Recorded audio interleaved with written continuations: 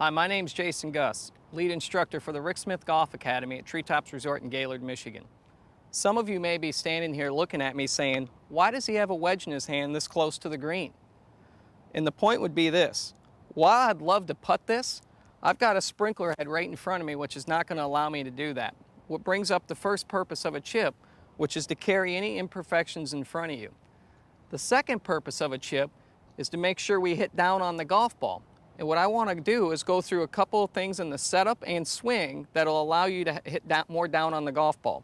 So in the setup, first things first, width of stance. I like to tell all of my students the width of your stance sends a message to your brain how big of a swing you're getting ready to make. Well, I'm only going to carry the ball a few feet onto this green, so I don't need a really wide stance. I can use a nice little narrow stance. The second part, left foot pulled slightly back from right.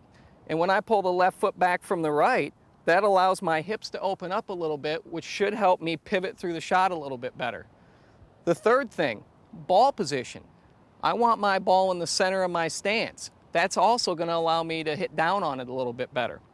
The fourth thing in your setup, weight left. 90% of your weight needs to go into that front foot. Now, when I see the weight needs to go into the front foot, I mean the nose, the sternum, and the belt buckle all shift forward.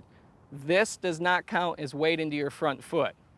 Now, the last step in your setup is going to be this: hands leaning forward at address, shaft leaning forward. That's also another component of helping us hit down on the golf ball. If you can do those few things in your setup, you've got a 90% success rate to hit a good chip shot. Now, let's talk about the actual swing. Now that we've put ourselves in a good setup, we've got a chance to hit a good little chip shot. So the first thing would be this.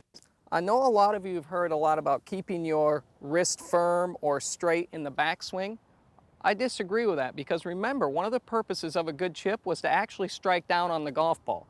So by taking our setup and allowing our wrists to have just a little bit of play in them, not a full hinge, just a little bit of play, that's going to allow the club head to elevate up in the backswing and give it a chance to hit down into the golf ball in the through swing. So how do we have a little play in our wrist? How do we let the club head elevate? We've also got to have our grip pressure relatively soft. So we take our setup, our grip pressure is relatively soft, the wrists are hinging, the club head's elevating in the backswing, and as far as length of a backswing for a chip, I always say about level to your right knee. Now, it's time to make the downswing. We've made our backswing, our weight's left, our weight stays left. Now as we make the downswing, there's going to be a little pivot of our body. We discussed that's why our left hip was a little open at impact. So as we swing through, there's a little pivot of our body. Now some people would say, well, do you want that motion in the through swing with a chip? And I'd say yes, for a couple reasons. Reason number one, if you were to throw a golf ball, you would naturally move your lower body anyway. That's another good thing to have a good sense of feel. The other thing would be this: as we swing through to a finish, we're trying to keep the back of the left wrist flat and the left arm and the club in a straight line.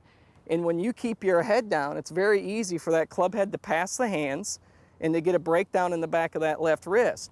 Now, you guys all know what shot that is. That's the thin shot and the fat shot from you trying to help that ball up in the air. So we got our good setup. Club head goes back. There's a little play in the wrist. The body's going to pivot forward. The left wrist is going to stay flat. The left arm and club are going to stay in a straight line. And then as you're doing that, you're going to let your eyes watch the ball so it helps your body pivot more naturally. Now, the last step, which is very, very important, and this is how you can correct yourself at home. You're going to hit your shot, and you're going to say this to yourself: I'm going to hit my shot, I'm going to hold my finish, I'm going to watch the ball to get any possible feedback that I can get, whether it's breaking one way, breaking the other, did it hit something and kick off line, and then I'm going to come back and check.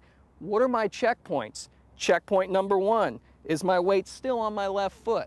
Checkpoint number two, are my left arm and club in a straight line? Yes, yes, yes. You can check all this stuff, and then if you do something wrong, you afford yourself the opportunity to fix it. So not only will you be able to hit better chips, when you're hitting poor chips, you'll be able to fix it.